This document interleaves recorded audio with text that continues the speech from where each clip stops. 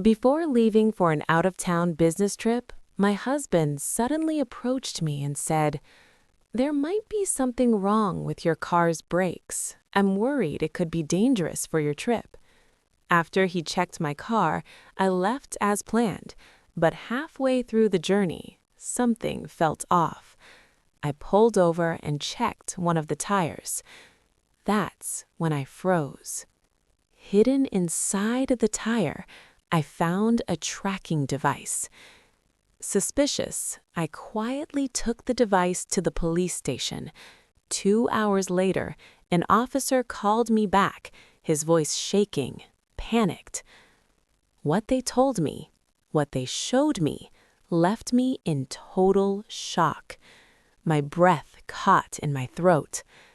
I never imagined the truth would be this terrifying. Before we get into the story, don't forget to say hi in the comments and tell us where you're watching from. And make sure to hit the subscribe button on Stories with Meaning Network so you won't miss our next powerful story. That morning, the sun had not yet fully risen over the horizon, but activity had already filled the cozy suburban home of a young couple in Portland, Oregon. Clara Bennett had been awake since dawn. As an independent career woman, she was used to preparing everything with precision. Especially today, she had an important business trip to attend in Sacramento, California, and she would be driving there alone. Standing in front of the mirror, Clara adjusted her formal outfit, making sure her shawl sat neatly over her shoulders. She studied her reflection, silently encouraging herself for the long drive ahead. In the kitchen, her husband, Julian Bennett, sat at the dining table, visibly uneasy. A cup of black coffee sat untouched in front of him, already cold. His index finger tapped erratically against the wooden table. His eyes stared blankly at the wall, though his mind was clearly somewhere else. When Clara walked out of the bedroom, she immediately sensed something was wrong. Julian was usually the first to greet her with a warm smile every morning, but today his face was pale and tense, as if he were carrying a crushing burden. She approached him and gently touched his shoulder. Julian flinched, like someone jolted awake from a nightmare. Concerned, Clara asked if he was feeling sick.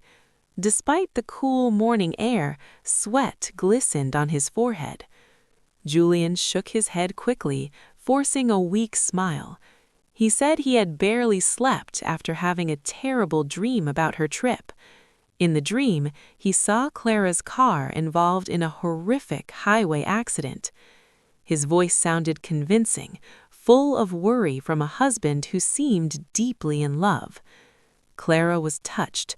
She felt lucky to have a man who cared so much. She reassured him, saying it was only a bad dream, and promised she would drive carefully. But Julian remained firm. He suddenly stood up and said he had a bad feeling. He insisted on personally checking her car before she left. He asked for the keys in a slightly urgent tone, claiming he just wanted to check the tire pressure and brakes for peace of mind. Without suspicion, Clara handed him the keys. Julian went out to the garage, while Clara stayed inside to review her work documents. Through the living room window, she occasionally glanced toward the garage. She saw Julian open the car door, sit inside briefly, then crouch near the rear tire. He seemed busy working underneath the car. Clara smiled faintly, touched by his dedication. About 15 minutes later, Julian returned inside. His hands were dirty with dust and dark oil stains. His breathing was heavy, like someone who had just run a long distance. Clara handed him wet wipes to clean his hands. Julian accepted them with trembling fingers. Looking straight into her eyes, he said hoarsely that his instincts had been right. He claimed to have found a slightly loose brake bolt in the rear, something he said could have been fatal on a long drive at high speed. He explained technical details Clara didn't understand, warning how the brakes could have failed if he hadn't tightened them. Clara, clueless about mechanics, trusted him completely. She thanked him repeatedly and hugged him tightly. She didn't realize that the cold sweat on Julian's temples was not from physical effort, but from fear and tension after committing a terrible act. Soon it was time to leave. Clara placed her small suitcase into the trunk. Before getting into the driver's seat, she called her mother, Helen Moore, a habit she never skipped before traveling far. Helen's gentle voice calmed her. She reminded Clara not to speed and to keep praying along the way. The call gave her a sense of peace. Julian stood at the garage entrance, watching every movement. When Clara started the engine, it sounded smooth and normal. Julian leaned toward the half-open window and kissed her forehead longer than usual, like a farewell. He reminded her once again to be careful, but something was off in his eyes. If Clara had been more observant, she would have noticed there was no warmth there, only a cold, calculating stare, like a predator releasing its prey into a carefully designed trap. Clara waved and slowly backed the car out of the driveway. Julian stood motionless, not waving back, just staring intently as the car disappeared down the street. Clara exhaled deeply, brushing off the strange feeling creeping into her chest. She told herself Julian was just overly worried.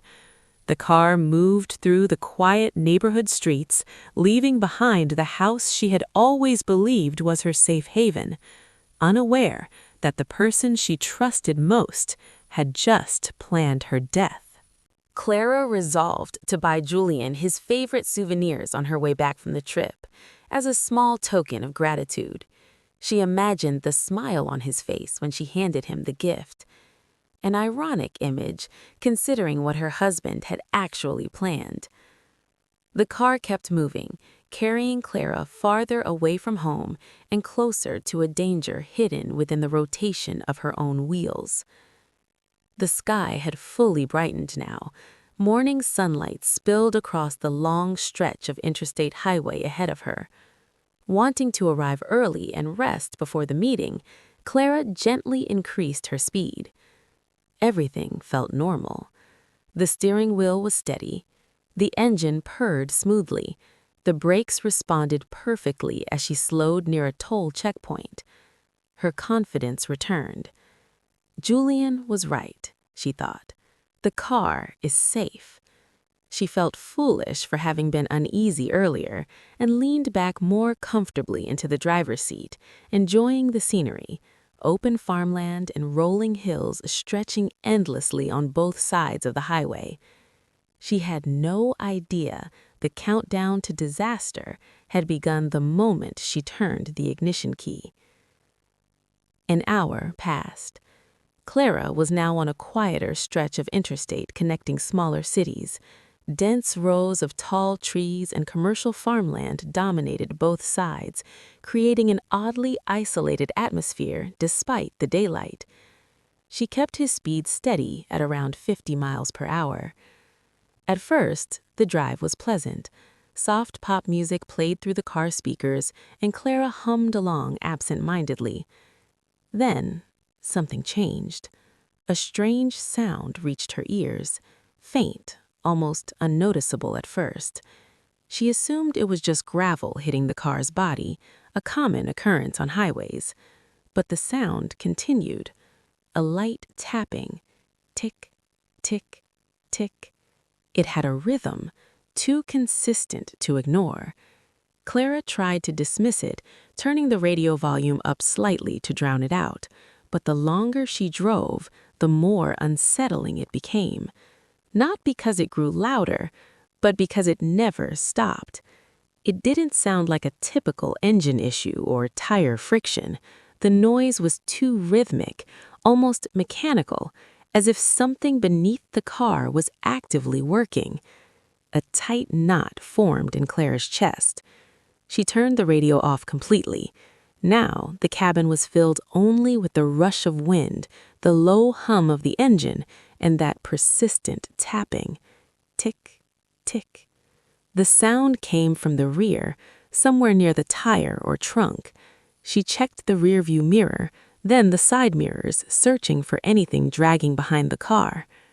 Nothing. No smoke, no vibration in the steering wheel, yet her intuition screamed danger. Her mind drifted back to that morning.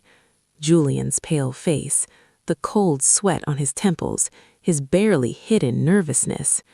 She remembered how insistent he was about checking underneath the car, especially the rear tire, the same area where the sound now originated. He said he tightened a brake bolt. Clara tried to stay rational. Maybe he hadn't tightened it enough. Maybe a tool had been left behind. But her instincts rejected those explanations. Fear crept coldly up her spine, an unexplainable dread. She decided not to take any chances. Despite Julian's assurance, the noise was distracting and dangerous to ignore. Ahead, she spotted a sign pointing to a rest area, but it was still 9 miles away. Too far. She noticed a wide, flat shoulder protected by a solid barrier and slowed down. Turning on her left signal, she carefully pulled over. Once the car came to a complete stop, Clara didn't get out of the car right away. She sat still, gripping the steering wheel with sweaty hands. Her heart pounded violently. She took a deep breath, trying to calm herself. "Just check the tire," she whispered. "Don't be paranoid." She grabbed her phone, switched on the flashlight, and opened the car door. A strong gust from passing vehicles whipped her shawl, forcing her to steady herself as she stepped out. She walked around to the rear of the car and crouched beside the left back tire, the exact spot where Julian had worked earlier. She aimed her phone's light into the space between the rim and the undercarriage. At first, she saw nothing but road dust and grimy suspension parts. Then, as she angled the light deeper, something caught her eye. A small black box, about the size of a cigarette pack, was firmly attached to the inner frame near the fuel tank. It clearly did not belong there. It was too clean, too new, too out of place among the dusty components. Clara leaned closer, squinting. Her heart nearly stopped. A tiny red indicator light blinked softly on the side of the box. Beep, beep, beep. It blinked with the frantic rhythm of her heartbeat. This wasn't a loose bolt. This wasn't a forgotten tool. It was an electronic device, deliberately installed. Her hands trembled violently as she touched it, cold, smooth. It was held in place by a powerful magnet. Summoning what little courage she left, she yanked it free. The device came loose. Now the mysterious black box rested in her palm, lightweight yet terrifying. She turned it over and saw thin wires that had been connected to a small interface, now torn loose by her pull. The world seemed to spin. Questions exploded in her mind. What is this? Why is there a tracking device in my car? Who put it there? Julian's face flashed before her eyes. This time, not with love, but with horror. He was the last person to touch this area. He was the one who insisted on checking underneath the car, the same area where the sound now originated. He said he tightened a brake bolt. Nausea surged. Her legs gave out, and she collapsed onto the asphalt's shoulder. She wanted to cry, she wanted to scream, but no sound came out. The betrayal hurt far more than the fear. Then survival instinct took over. She couldn't stay here. If Julian had installed a tracking device, that meant he knew exactly where she was. Clara looked down at her phone. Should she call him? Demand answers? No. Her mind screamed no. Calling him would only alert him that his plan had been discovered. She forced herself to stand, brushing the dust from her skirt with rough determination. Her face, once pale with fear, hardened with resolve. She would not go home. She would not continue the business trip. She would not call Julian. She needed protection from someone neutral, official, and beyond his reach. Clara suddenly remembered that there was a large police station in the nearest county town, only about 20 minutes from her current location. With hands still trembling but gripping the black box tightly, Clara got back into the car. She placed the device on the passenger seat beside her, staring at it warily, as if it might explode at any moment. She started the engine. This time, she wasn't driving as a dutiful wife. She was driving as a woman fighting for her life. She made a quick U-turn at the nearest interchange, abandoning her work schedule, abandoning her husband, and speeding toward the police station. Tears streamed down her cheeks during the drive. Not the tears of weakness, but the pain of a betrayal so deep it cut straight through her soul. She prayed silently that her suspicions were wrong, even as logic screamed that she was in grave danger. When Clara arrived at the Salem County Police Department, she didn't park properly. She stopped abruptly right in front of the main lobby, startling the officers on duty. She jumped out of the car, clutching the black box tightly against her chest. A security officer, noticing the panic on the face of the woman in a shawl, rushed toward her. Breathing heavily, Clara handed him the device and said in a shaking voice, "Please help me. My husband put this in my car. I don't think this is something harmless." That sentence marked the beginning of a long nightmare, one that would finally reveal who Julian Bennett, the man who slept beside her every night, truly was. The waiting area inside the police station felt alien and oppressive. Harsh white fluorescent lights reflected off cold ceramic tiles, creating a sterile atmosphere that only intensified Clara's anxiety. After handing over the mysterious black box, she was escorted to a separate, secured room, away from the main lobby. She sat there alone, clasping her ice-cold hands together. The wall clock above the door ticked painfully slow, each second mocking her, echoing the tick-tick sound she had heard earlier inside the car. She closed her eyes, trying to push Julian's face out of her mind, but the fear was relentless. At first, the officer who took her report seemed calm, almost skeptical. Perhaps he thought this was just another domestic case involving a possessive husband secretly installing a GPS tracker. That attitude changed within minutes. From behind the glass window of the waiting room, Clara saw the same officer return with a tense expression after examining the device in the back room. He whispered urgently to another officer, then made a phone call in a hushed but intense tone. Soon, unusual activity filled the station. Uniformed officers hurried through the hallway. Clara caught fragments of shouted words. "Evacuation! Bomb squad!" Her heart nearly stopped. She realized the object she had carried wasn't just suspicious, it was lethal. 2 agonizing hours passed. Clara was not allowed to leave the room. Even going to the restroom required an escort from a female officer. Hunger and thirst vanished, replaced by relentless nausea. Her phone had been turned off on police orders to prevent tracking. She felt completely isolated, trapped inside a growing bubble of fear. Suddenly, the door opened.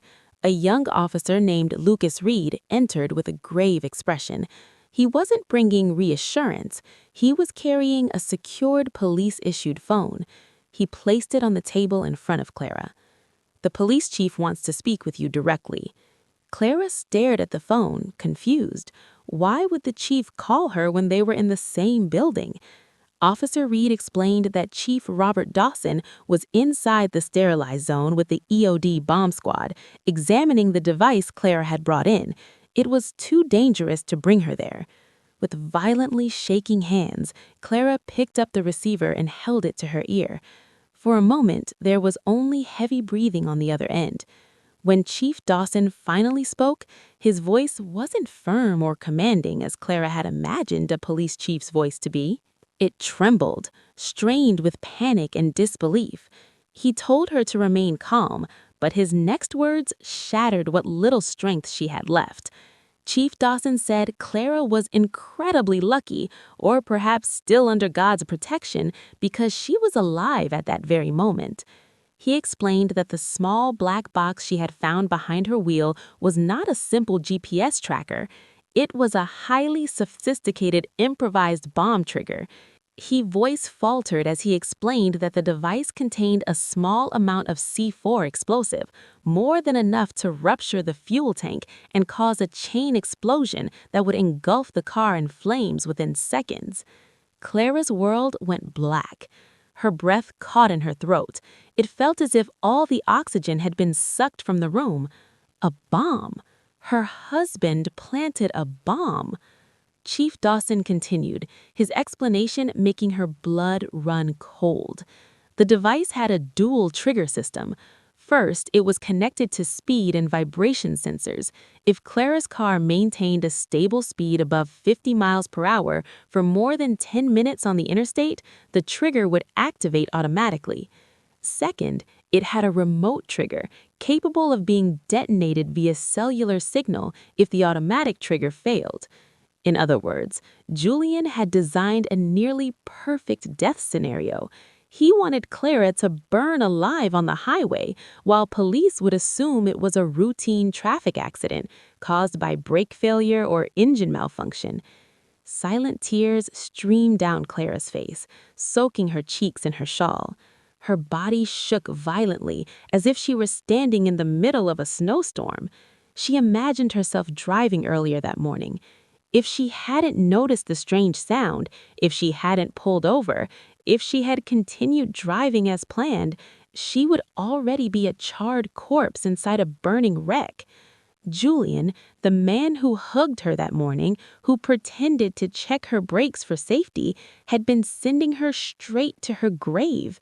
His smile, the kiss on her forehead, his warning to be careful, all of it was a cruel, devilish performance.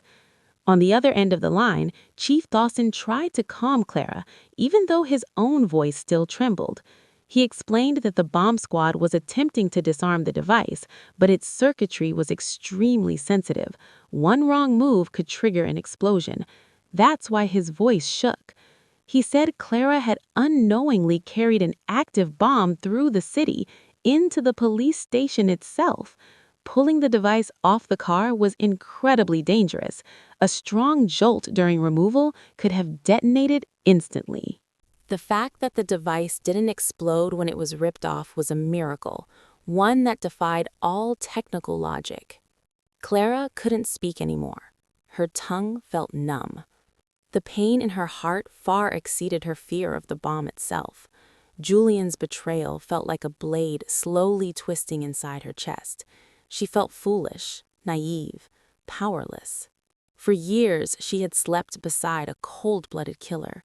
5 years of marriage, every sweet memory, collapsed in an instant, replaced by the horrifying truth that her own husband wanted her dead.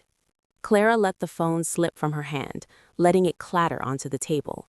She couldn't bear to hear any more technical details about how Julian had planned her murder. She wrapped her arms around herself and broke down, sobbing uncontrollably in the silent room, mourning the life that had changed forever in just a few hours, from a happy wife into a marked target. Officer Lucas Reed, the young officer who had brought her the phone earlier, watched her with quiet sympathy. He didn't dare approach, allowing her grief to pour out undisturbed. But time was not on their side. Inside the sterilized zone, Chief Robert Dawson knew they had to act fast. Julian was almost certainly monitoring Clara's movements through the tracking application linked to the device. If he saw her location remain stationary at the police station for too long, suspicion would arise. He might flee the country or destroy other evidence hidden at home. Chief Dawson needed a plan, a dangerous one. A plan that would require Clara to rise from despair and fight back. Her tears wouldn't save her life. Her courage would. When Clara's sobs finally subsided, she sat motionless, staring blankly at the white wall in front of her. The door opened again. This time, Chief Robert Dawson entered the room in person, accompanied by Officer Reed. The chief looked exhausted. His uniform shirt was slightly wrinkled, but his eyes carried the hardened resolve of a leader preparing for battle. He sat across from Clara, his gaze calm and almost fatherly. There was no tremor in his voice now, only sharp focus. Chief Dawson placed a digital tablet on the table. A map glowed on the screen, showing a blinking red dot located precisely at the police station. He explained the gravity of the situation. That red dot was the signal emitted by the tracking system embedded in the bomb. Wherever Julian was right now, he was seeing the exact same dot on his phone or computer. At this moment, Julian was likely wondering why his wife had stopped at a police station. If he realized his plan had failed, he could disappear or erase the remaining evidence tying him to the crime. The police needed time, and the only way to buy that time was to make Julian believe his plan had worked perfectly. They would have to deceive the deceiver. The plan Chief Dawson laid out sounded like something straight out of an action movie, but it was their only option. The technical unit would place the bomb trigger inside a shock-proof containment box. Then, using an unmarked vehicle, they would transport it along Clara's original route on the interstate. The device would be taken to an abandoned limestone quarry outside Eugene, Oregon, isolated, uninhabited, and geographically aligned with Clara's travel path. There, the EOD bomb squad would detonate the device in a controlled explosion. From Julian's perspective, the GPS signal would appear to move normally along the highway. Then, suddenly, the signal would disappear, coinciding with a staged report of a fatal car accident. Clara listened carefully. At first, she doubted whether she had the strength to participate in such an elaborate deception, but the pain burning in her chest slowly transformed into fuel. She refused to remain a helpless victim. She wanted to see Julian's true face when his mask finally shattered. With a slow but resolute nod, Clara agreed to the plan, placing full control of the operation in the hands of the police. Chief Dawson immediately signaled Officer Reed to initiate execution. The technical team moved swiftly, removing the deadly package from the building under maximum security protocol. Clara was escorted to the cyber monitoring room. A large screen displayed the blinking red dot moving in real time. She watched as the signal left the police station, traveled along city roads, and entered the interstate.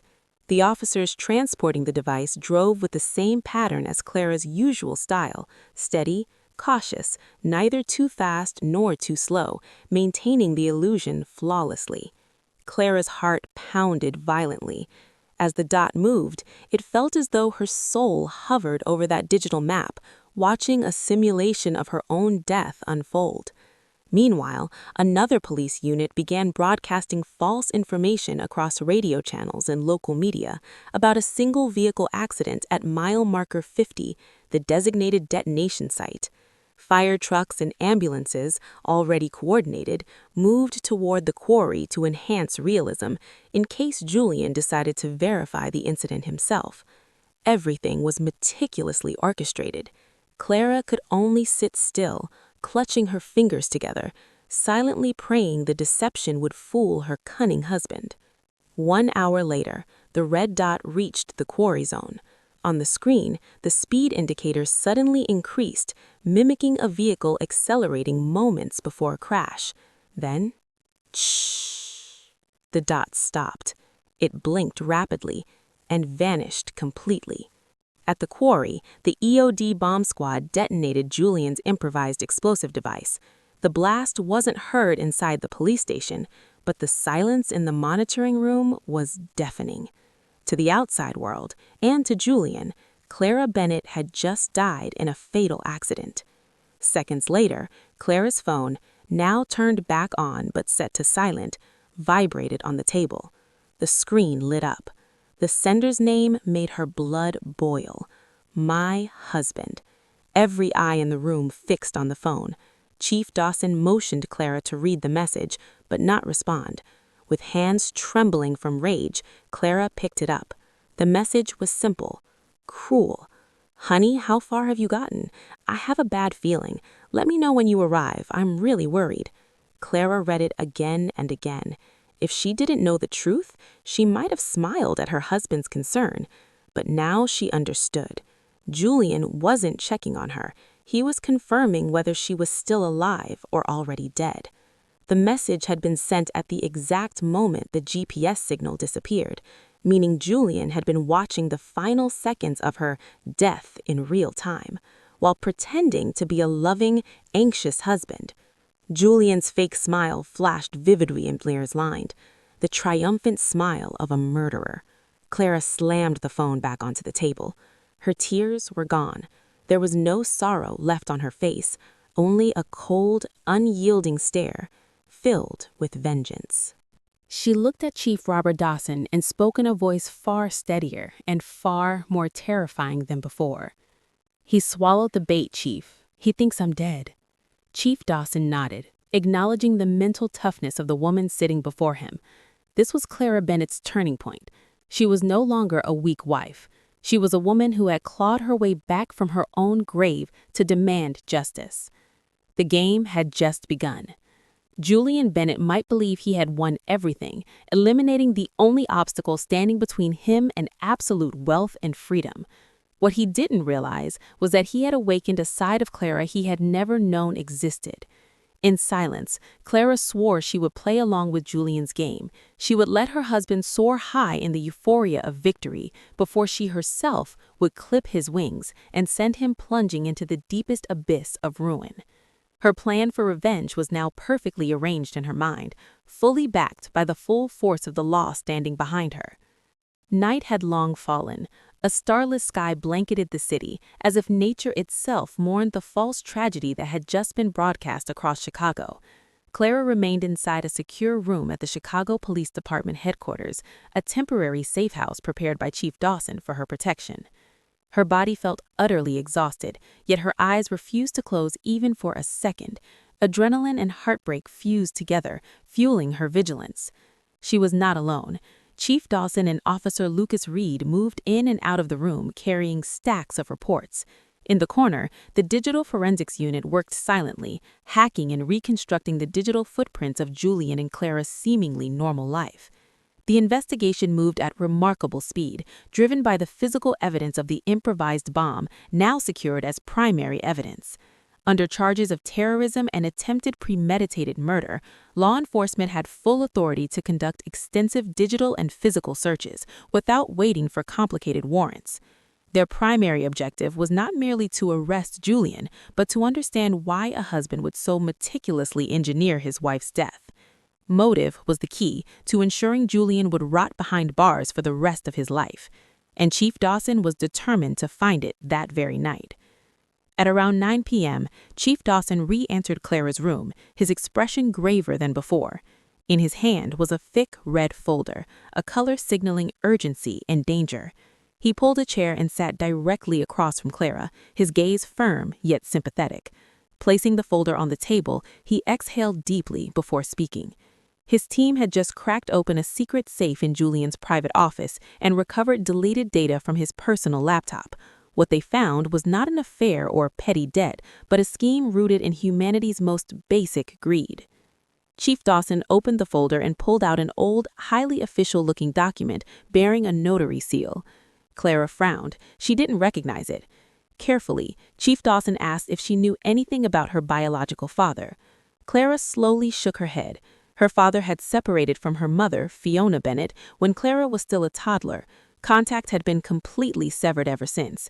She had grown up believing he didn't care, or that he had died years ago without a trace.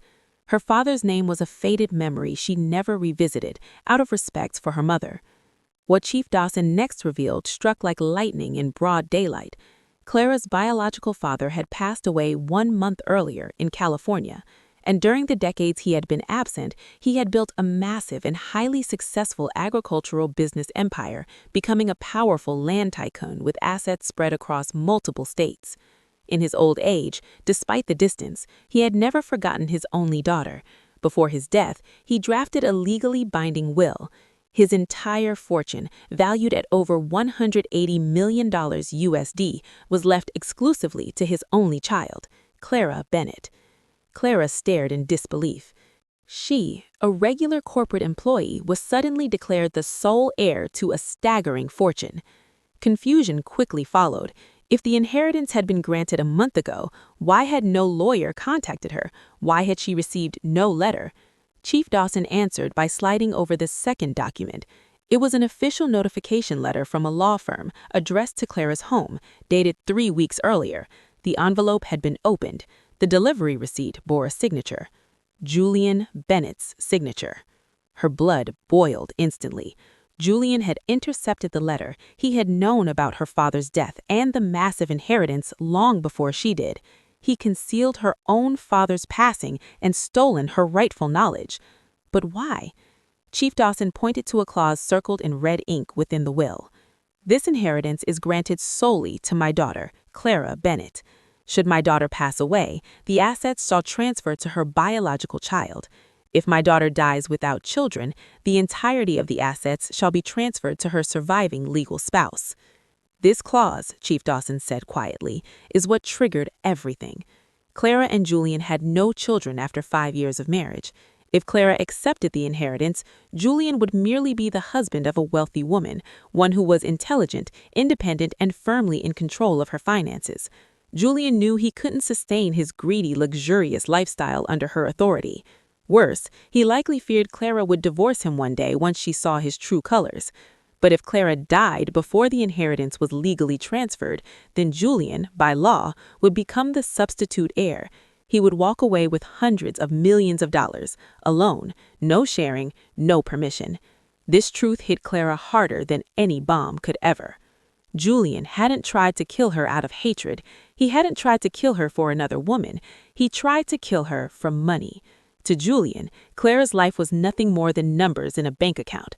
5 years of marriage, sacred vows, shared laughter and tears, all of it meant nothing compared to farmland assets and offshore accounts. Clara Bennett was merely a stepping stone to unimaginable wealth. That business trip was Julian's perfect opportunity. A fatal accident outside the city would provide a clean alibi and fast-track the inheritance with minimal suspicion from extended family. The plan was cold, calculated, and now completely exposed. Clara Bennett reread the documents, her hands trembling. She stared at the dates printed on the pages. Julian Bennett had been planning this since the letter arrived 3 weeks ago. His recent sweetness, the excessive attention, even the fake nightmare he told her about that very morning, every detail had been part of a carefully written script to smooth the path toward buried treasure. Clara felt sick. The thought that she had been sharing a bed with a monster, one who might have watched her sleep every night while counting down the days to her death, made her stomach churn. Julian was no longer human in her eyes. He was a devil wearing the face of an angel, willing to trade his wife's life for stacks of cash. Chief Robert Dawson gave her time to absorb the truth. He knew how heavy this was, but Clara needed to understand the scale of what they were dealing with.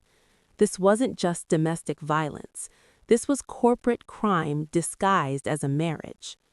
Chief Dawson explains that police had also uncovered communication between Julian and a woman named Mila. She wasn't merely a mistress, she was a former employee at a notary office who had helped Julian forge supporting documents to ensure the inheritance process would move smoothly the moment Clara was declared dead. They were partners. They had planned Clara's death together. At the mention of Mila's name, the tears Clara thought were long gone returned, but this time not from sadness, from rage. A pure, burning rage. She remembered meeting Mila briefly once. Julian had introduced her as an old friend looking for work. All that time, they had been laughing at Clara's stupidity right in front of her face. Clara slammed the red folder shut. The sharp sound echoed through the room. She looked straight at Chief Dawson, her gaze blazing. No fear left inside her, because fear had already been betrayed out of existence. "Chief," Clara said, her voice cold and razor-sharp, "I don't just want him arrested. I want him destroyed. I want him to believe he owns the world, and then I want to watch his face when I take everything back." She paused, breathing steadily. "I'll follow your plan. Make him believe I'm dead. Let him celebrate.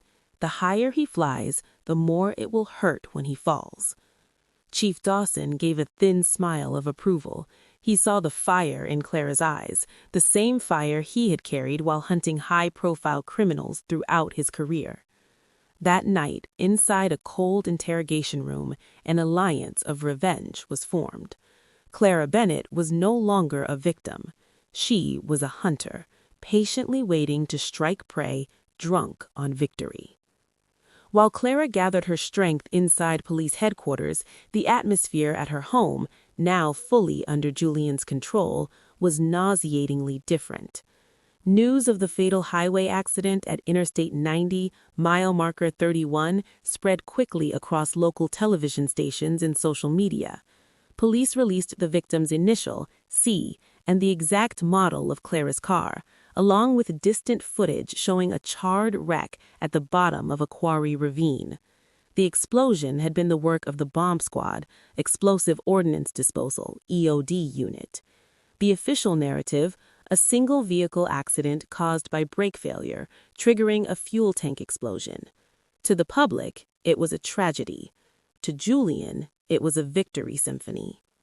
Hidden surveillance cameras installed earlier that day by police intelligence using vulnerabilities in the home's smart security system streamed everything live to headquarters. Clara and Chief Dawson watched every movement unfold on a monitor. Julian stood on the front porch, receiving neighbors who came to offer condolences. His face looked wrecked, eyes red and swollen. He played the role perfectly, the devastated husband. His shoulders shook as he accepted hugs from next-door neighbors. He wiped his nose with a handkerchief, thanking them in a hoarse, trembling voice. An award-worthy performance. "Unbelievable acting," muttered Officer Lucas Reed behind Clara's chair. Clara said nothing. Her eyes stayed locked on the screen, recording every lie. She watched Julian pretend to grow weak, allowing himself to be guided inside by the HOA president. But the moment the front door closed and the lock clicked, everything changed. His slumped posture straightened instantly. The sorrow vanished, replaced by a wide, horrific grin. Julian walked casually into the kitchen, opened the fridge, and grabbed a bottle of cold mineral water. He drank greedily, like a runner finishing a marathon. No tears, no grief, only satisfaction. Moments later, the back doorbell rang, a specific knock pattern. Julian rushed to open it. A young woman with long hair and stylish but discreet clothing stepped inside. Mila. Clara clenched her fists beneath the table as she watched that woman walk across her floors Clara cleaned every day with dirty shoes. Mila threw her arms around Julian, giggling. "Did it work?" she asked sweetly. Julian nodded firmly, lifting her slightly in excitement. "Clean. The news is out, no suspicion. Everyone thinks it was a pure accident," he said proudly. They moved to the dining room. Clara watched Julian pull out expensive ingredients he had hidden at the back of the fridge, concealed behind ordinary vegetables so Clara wouldn't notice. Premium steaks, imported fruits. He had planned this celebration long before Clara ever left on that trip. Without hesitation, Julian began cooking the steak with practiced skill, softly whistling as he flipped the meat in the pan. Mila sat at the dining chair, Clara's chair, the one where Clara used to scroll through her phone. Now Mila scrolled through news articles about Clara's own death, smiling cynically. "Look at this, honey," Mila said, showing Julian her phone. "People are praying for you. May the grieving husband be given strength." She laughed. "If only they knew your strength is grilling Wagyu steak right now." Julian burst out laughing. His voice echoed through a house that should have been in mourning. "Let them pray," he said casually. "Their prayers will smooth our path to the bank. Tomorrow, I'll start processing the death certificates.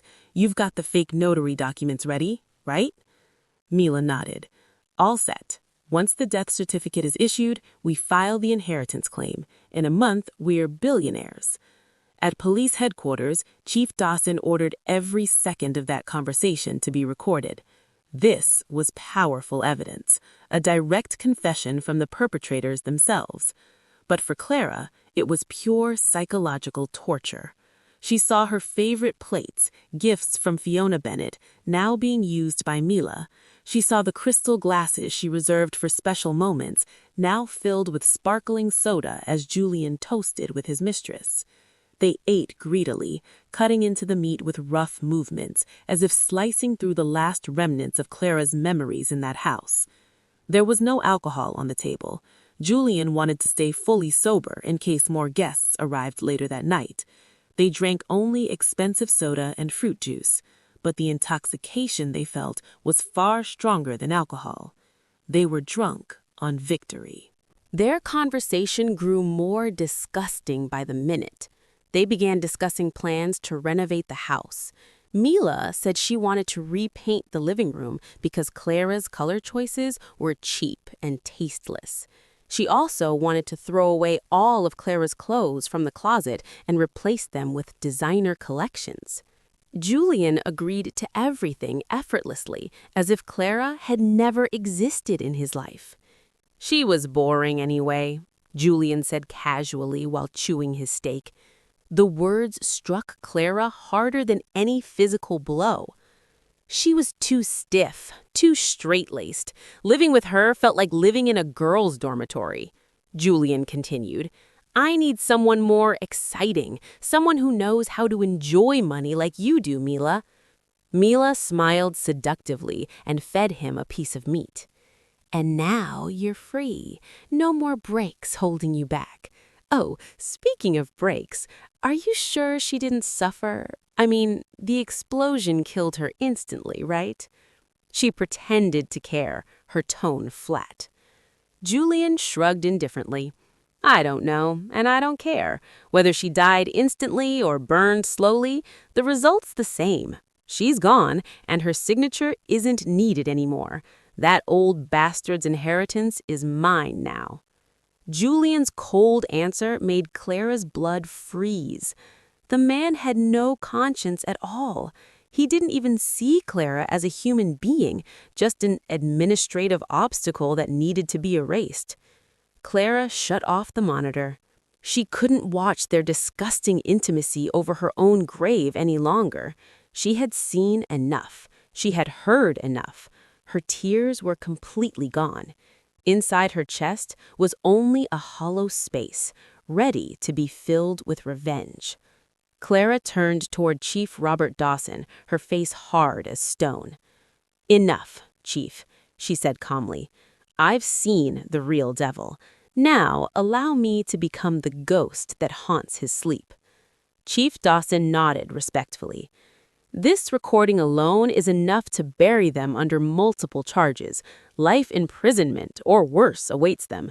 But as planned, we'll break them psychologically first. We'll let their own guilt terrorize them before the handcuffs ever touch their wrists." That night, while Julian Bennett and Mila slept soundly, full stomachs, dreaming of wealth, they had no idea that Clara and the police were preparing a surprise that would turn those dreams into a permanent nightmare. Tonight's celebration was their last as free people. Starting tomorrow, the real terror would begin. On the third night after Clara's reported death, a memorial service was held. The house of mourning was crowded with visitors coming and going. A green canopy still stood in the front yard, shading rows of plastic chairs occupied by neighbors, distant relatives, and Clara's co-workers who came to pay their respects.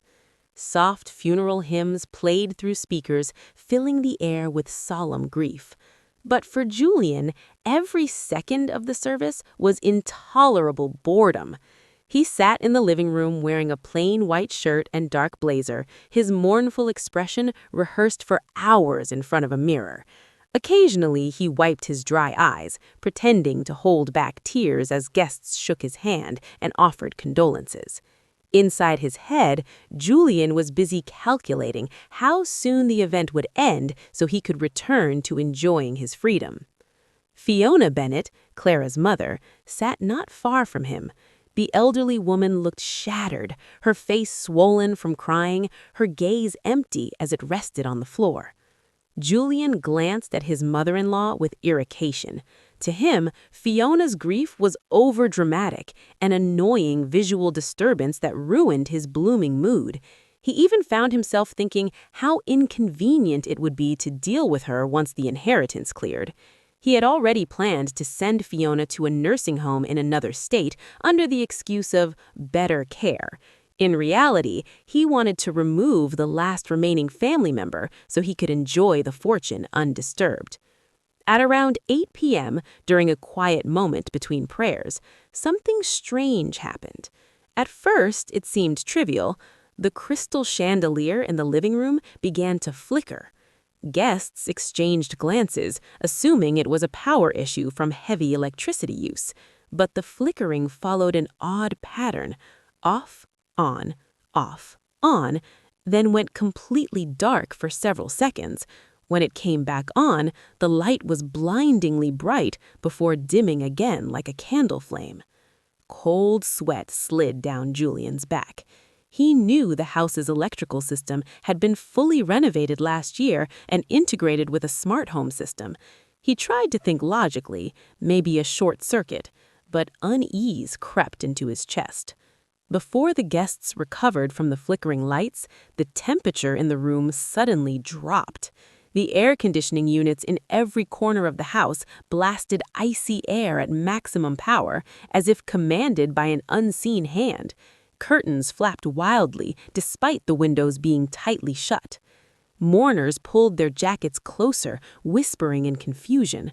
Julian hurriedly grabbed his phone and opened the smart home control app, intending to shut off the AC. His eyes widened in shock. Access denied. Primary admin, Clara Bennett. Julian froze. He was certain he had reset all permissions after Clara's death, so why was her name still listed as the system administrator? His heartbeat spiraled out of control. The real terror began minutes later. In the silence between prayers, the smart speaker on the living room cabinet activated itself.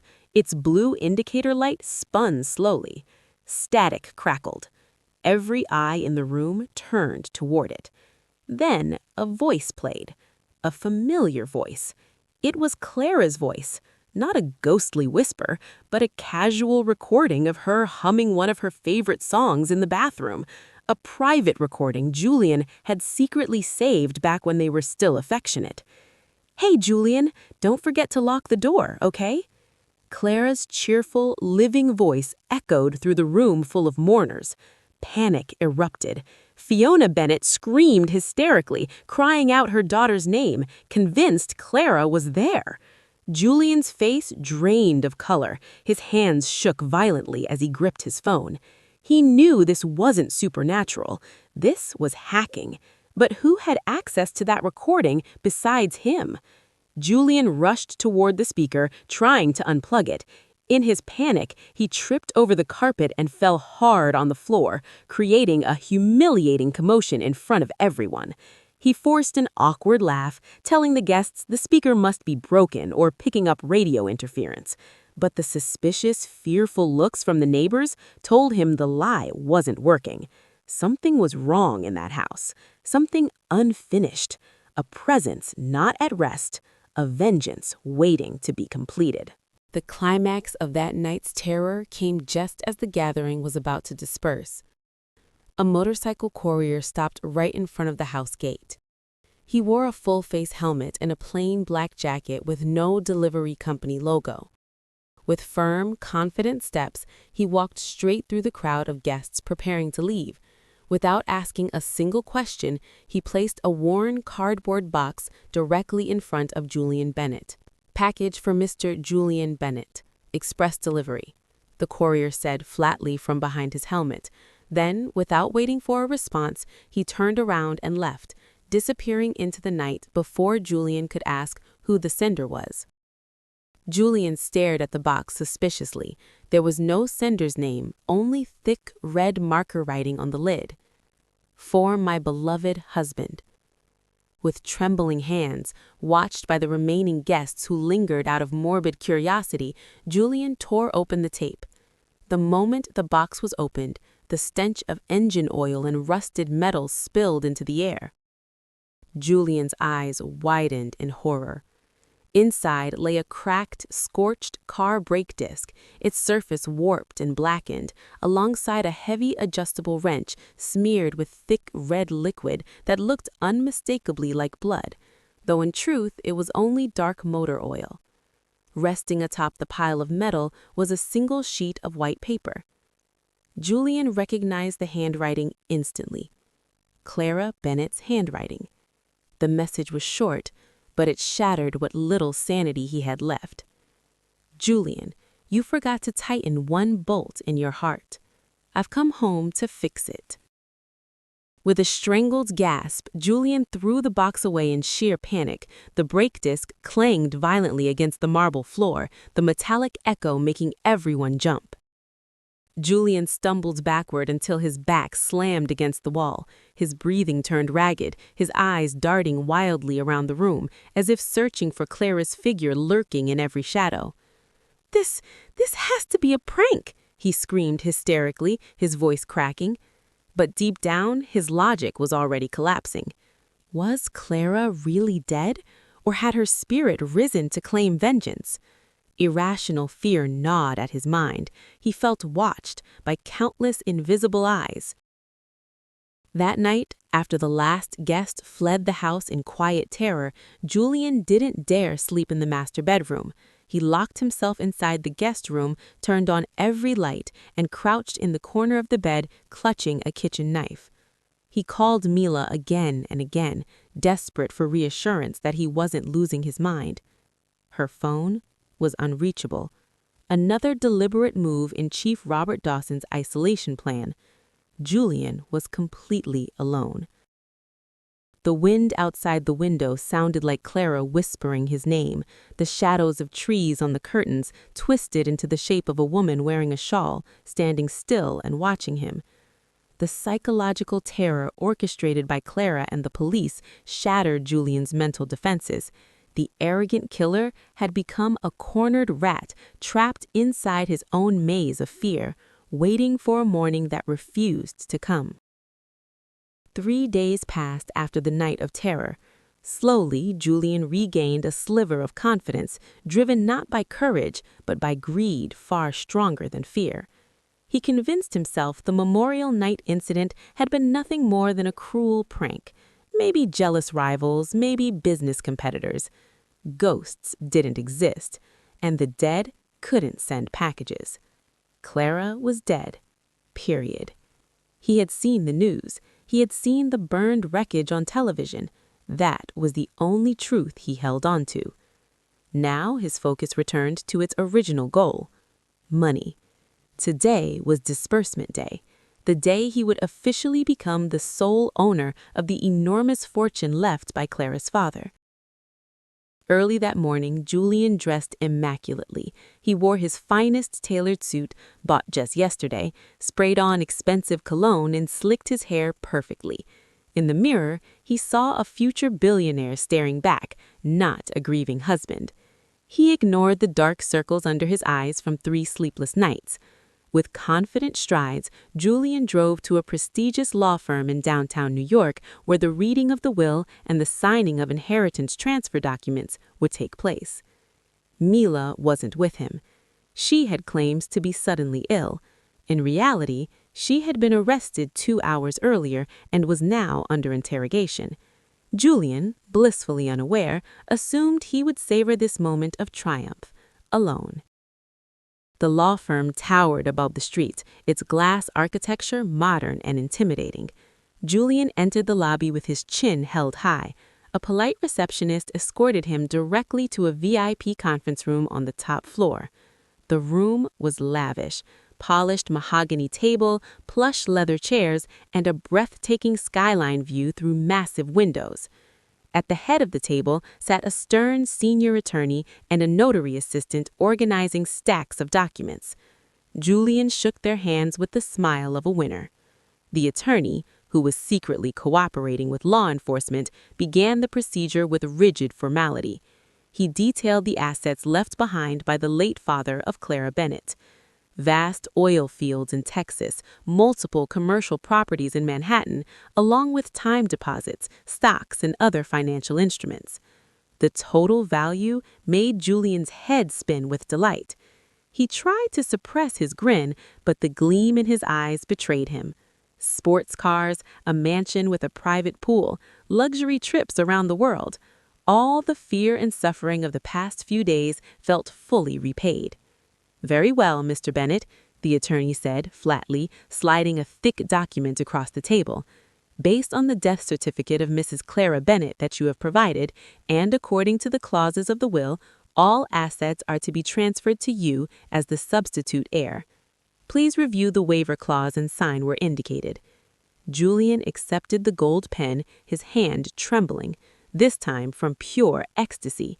He stared at the document as if it were a ticket to paradise. Without hesitation, he lowered the pen toward the paper, ready to sign his name and seal his fate forever. But just as the pen tip touched the paper, the attorney suddenly placed his hand over the document, stopping him cold. "Just a moment, Mr. Bennett." Julian looked up sharply, irritation creasing his brow. "What now? Everything is complete, isn't it?" he snapped impatiently. The attorney met his gaze with an unsettling look, that one that made Julian's courage falter.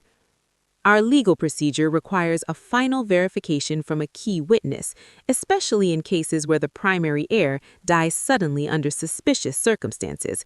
We must ensure there will be no dispute later." Julian scoffed. "What witness? My wife is dead. We have no children. I'm the only family left. Don't complicate things." The attorney didn't answer. Instead, he slowly shifted his gaze toward the massive double doors made of polished teak at the far end of the room. Julian Bennett followed the direction of that gaze. His heart began pounding again, violently this time. The same sickening feeling he had felt during the memorial night clawed its way back into his chest. The silence inside the room became suffocating. Only the slow ticking of the wall clock could be heard. Tick, tick, tick. Gradually, the handle of the large door turned downward. The door opened with a smooth, almost elegant creak of its hinges. A silhouette appeared. Not an officer, not a ghost, but a woman. The sharp, rhythmic sound of high heels striking marble echoed through the room. Tap. Tap, tap. She stepped fully into the light. Julian squinted, and instantly the pen slipped from his fingers and clattered onto the floor. His mouth fell open. His eyes bulged as if they might pop from their sockets.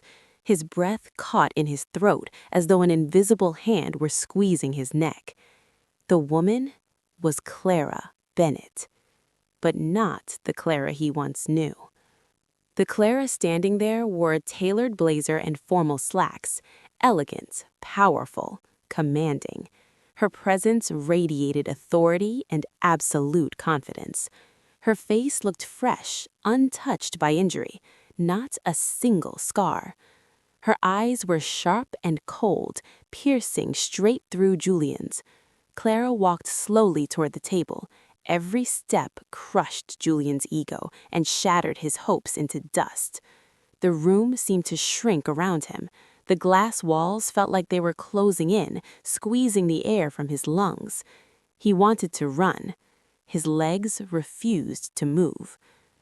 "That's impossible," Julian whispered hoarsely, barely audible. You're dead. I saw the news. I saw the car." He staggered backward until his waist hit the filing cabinet. He shook his head repeatedly, desperately rejecting the reality in front of him. This had to be a hallucination, a side effect of the sleeping pills he took last night. The woman he'd planted a bomb on could not possibly be standing here, alive and breathing. Clara stopped across the table, directly facing him. She picked up the inheritance document Julian had nearly signed, glanced at it briefly, then tossed it back onto the table with a look of utter contempt. She smiled, but it wasn't the warm smile of a wife. It was the cold smirk of a judge about to pass a death sentence. "Hi, Julian," Clara greeted, casually, terrifyingly so. "Your dream came true. I did come home early. Unfortunately, I forgot to die yesterday." The words struck Julian like a sledgehammer. Reality slammed into him. Clara was alive. The bomb had failed, or worse, she knew everything. A freezing sensation crawled up his body, from his feet to his scalp. His knees went weak. In that moment, Julian realized he wasn't sitting in a law office to collect money. He was inside a massive rat trap, and he was the rat that had just swallowed the poisoned bait. Clara leaned forward slightly, locking eyes with him. "Why do you look so pale?" she asked softly, dangerously. "Shouldn't you be happy your wife survived?" She tilted her head. "Or are you disappointed that your plan to get rich off my corpse just failed completely?" The question hung in the air, freezing time, marking the end of Julian's performance and the beginning of his absolute destruction. Within seconds, the luxurious conference room turned into hell for Julian.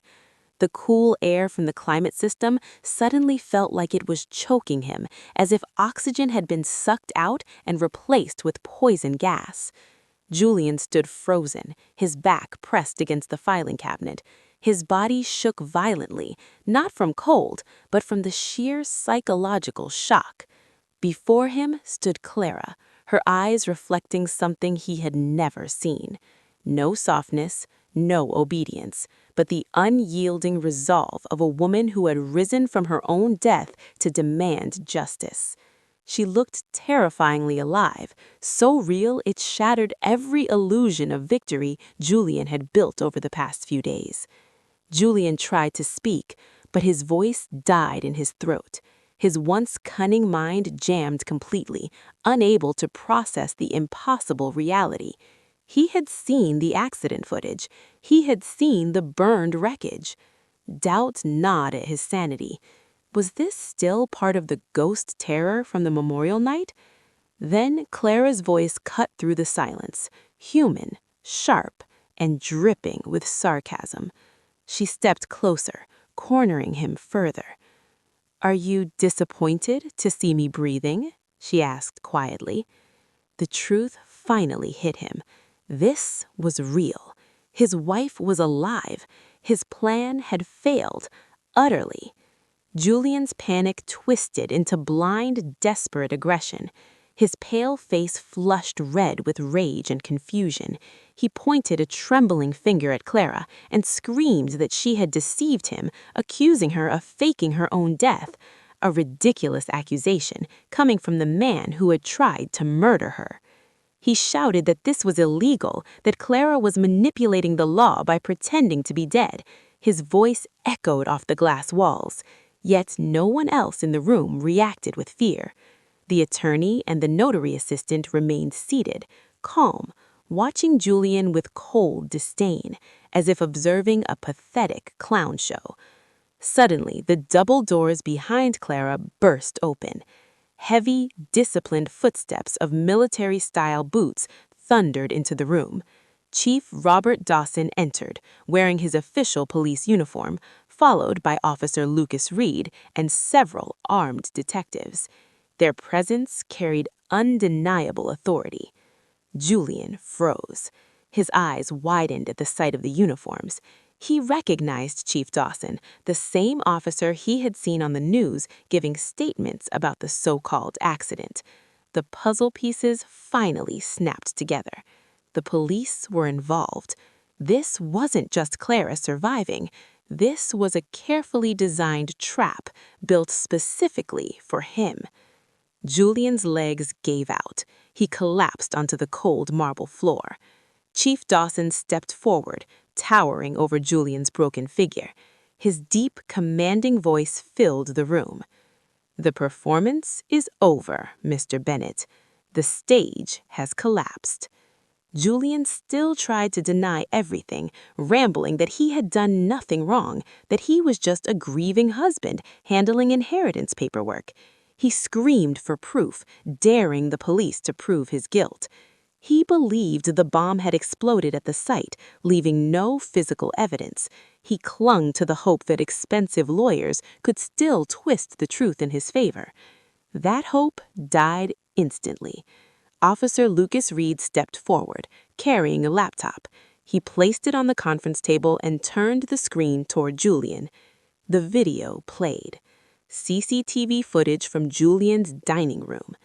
The screen showed Julian and Mila laughing as they devoured steaks on the very night Clara's death was announced. Julian's own voice echoed through the speakers. "As long as she's gone, that old bastard's inheritance is mine now." The room fell silent. Julian stared at the screen, watching himself, watching the monster he truly was. His face in the real world turned ash gray. There was nothing left to deny. But it wasn't over yet. Chief Robert Dawson gave another subtle signal. The doors opened once more, and a female police officer escorted someone inside. It was Mila, but she was nothing like the woman Julian remembered. Gone was the fashionable arrogance, the polished confidence. Mila now wore an orange prison jumpsuit. Her hands were cuffed behind her back. Her face was swollen, stripped of makeup, her eyes puffy and red from hours of crying. The moment she saw Julian Bennett, she screamed hysterically. She blamed him for everything. Through sobs and broken words, Mila confessed to the police that every murder plan had come from Julian, that she had only been ordered to falsify documents, that she had been coerced into participating. Desperate to save herself, Mila sang like a canary, betraying Julian without a shred of hesitation. Her confession, delivered directly in front of him, was the final nail in the coffin of Julian's freedom. Clara Bennett watched the pitiful scene with mixed emotions. There was satisfaction in seeing the two people who had destroyed her life turn on each other and collapse, but there was also a dull ache, realizing she had once loved a coward like Julian. Clara stepped closer to him. Julian was still slumped on the floor, broken. He looked up at her, his eyes glassy, pleading now, begging for mercy. He whispered Clara's name, reaching out as if to grab her hand, maybe to apologize, maybe to manipulate her one last time with the sweet words he used so often in the past. Clara stepped back. She refused to let herself be touched by those filthy hands. "There is no more honey or darling," she said coldly. "Julian died the moment I found the bomb in my car." Chief Dawson gave the order. Two broad-shouldered officers moved in immediately, yanking Julian to his feet, twisting his arms behind his back, and snapping cold steel handcuffs around his wrists. Click! The sound echoed like music to Clara's ears. Julian didn't resist. Fear had drained every ounce of strength from his body. He allowed himself to be dragged out of the room like a captured animal. As he passed Clara, he paused briefly, staring at her with hollow eyes full of regret. Not regret for what he had done, but regret for getting caught. Clara didn't look away. She met his gaze with her chin raised high. She was the victor in this war. Julian and Mila were escorted down to the lobby where dozens of reporters were already waiting. Chief Dawson had arranged full media coverage to send a message to the public and to clear Clara's name from the false narrative of a tragic accident. Camera flashes exploded around Julian's bowed head. Just that morning, he entered the building dreaming of becoming a billionaire. Now he exited as a suspect in premeditated attempted murder and domestic terrorism, his face destined to dominate tomorrow's front pages. Clara watched from an upper-floor window, standing beside Chief Dawson. She exhaled deeply, releasing the crushing weight that had pressed on her chest for so long. Today, justice had been served. Perfectly. The criminal had fallen into the very pit he dug himself. 6 months passed after the dramatic arrest at the law firm. The legal process moved swiftly and decisively thanks to the overwhelming evidence gathered by Chief Dawson's task force. CCTV footage, the failed improvised explosive device recovered intact, Mila's damning testimony, digital trails from Julian's phone and laptop, all formed an inescapable web. In court, Julian had no room to maneuver. His lawyers attempted to argue diminished mental capacity, but the judge rejected it outright. The meticulous, systematic planning proved Julian was fully aware and sane when he attempted to murder his wife. The judge's gavel slammed down. Life imprisonment. Convicted of attempted premeditated murder and acts of terrorism involving explosives, Julian was sent to a maximum security federal penitentiary. His life flipped completely. Once he slept on a luxury mattress in an air-conditioned bedroom. Now he slept on a thin mat atop cold, damp concrete. His cell reeked of sweat, mildew, and poorly cleaned toilets. No more Wagyu steaks, no fresh juice. Every day his meals were bland, cheap rice and watery sides, often just boiled soy or wilted vegetables. Julian's once fit body withered, his cheeks hollowed, permanent dark circles carved into his eyes. His head was shaved, his scone dull and lifeless, but physical suffering paled in comparison to his mental torment. Prison gave Julian endless time to think, and his thoughts became his greatest enemy. He was haunted by the inheritance he had failed to claim. He drifted into fantasies, imagining himself lounging on foreign beaches, driving luxury cars. The fantasies shattered when guards barked orders, slamming him back into reality behind iron bars. His regret was not remorse for harming Clara. It was greedy regret for failing to execute his plan perfectly. The obsession with money gnawed at his soul like cancer, pushing him closer to madness with every passing day. One afternoon, he was informed he had a visitor. His heart stirred slightly, hoping his lawyer had good news about an appeal. But when he was escorted into the visitation room, separated by thick glass, he froze. It was Clara. His ex-wife, sat calmly on the other side, dressed simply yet elegantly. Her face looked radiant, healthy, peaceful, a stark contrast to Julian, who now resembled a walking corpse. With trembling hands, Julian lifted the intercom receiver, staring at Clara with hungry eyes. Hungry for news of the outside world, and perhaps, deep down, still clinging to one last delusional hope that he could manipulate her again. Clara Bennett stared at Julian Bennett with complete emotional emptiness. She hadn't come to forgive him, and she hadn't come to curse him either. She came to deliver a final gift, one that would perfect Julian's punishment. Her voice was calm as she spoke through the intercom. She told Julian that the divorce was officially finalized and that she was now living a peaceful, happy life with Mrs. Fiona Carter, the woman who had truly stood by her when everything collapsed. Julian said nothing. He just listened. Then Clara leaned closer to the thick glass barrier. A thin, meaningful smile curved across her lips. She said there was one secret about her biological father's inheritance, something Julian had never known.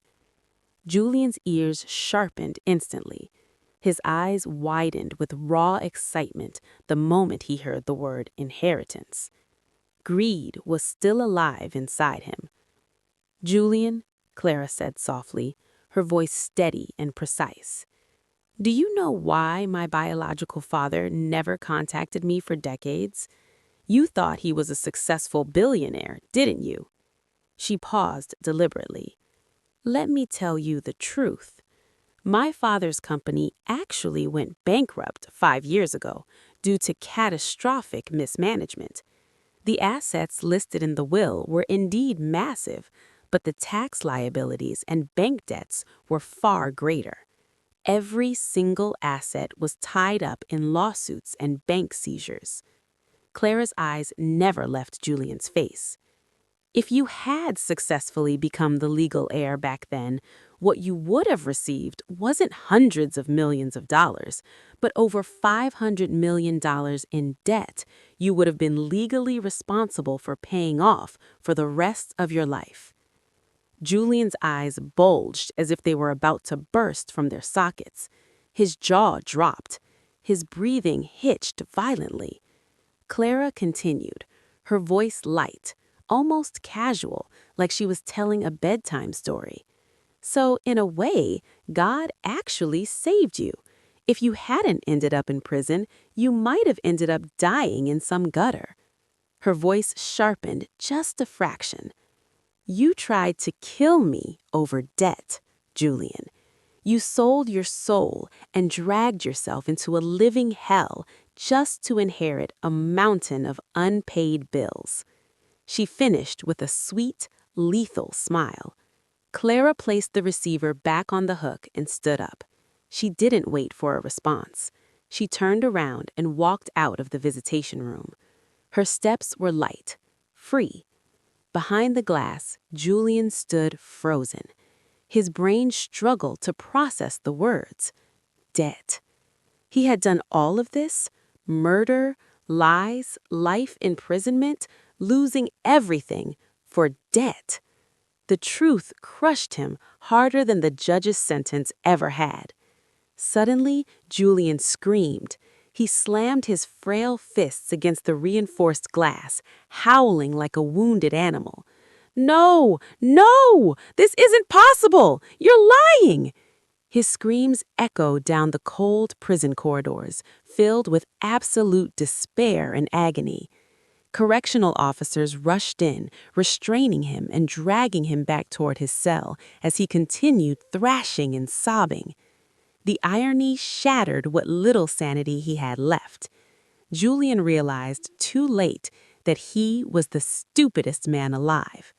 Karma had delivered its justice in the most cruelly humorous way possible. Outside the prison gates, Clara Bennett stepped into her new luxury sedan. She leaned back into the soft leather seat, exhaling slowly. In the passenger seat, Mrs. Fiona Carter greeted her with a warm smile. "Is it finally over, sweetheart?" she asked gently. "Yes, Mom. The past is sealed shut." She started the engine. Inside her mind, Clara let out a quiet, amused chuckle. Of course, the story about the bankruptcy and debt was a complete lie. It was Clara's final bluff, a psychological execution designed to destroy Julian's mind. The truth, the inheritance was very real, fully liquidated, astronomical in value, enough to secure Clara's and her mother's lives for generations to come. But Julian would never know that. He could rot in prison believing he had sacrificed everything for nothing. That was the prison within the prison, one Clara had designed exclusively for him. The car rolled away from the bleak prison complex, heading toward the lush green mountains beyond the city. Clara had purchased a beautiful villa there, a place where she would begin a new life. She would expand her late father's agricultural business and establish a foundation to support women who were victims of abuse. The late afternoon sky burned in shades of orange and crimson.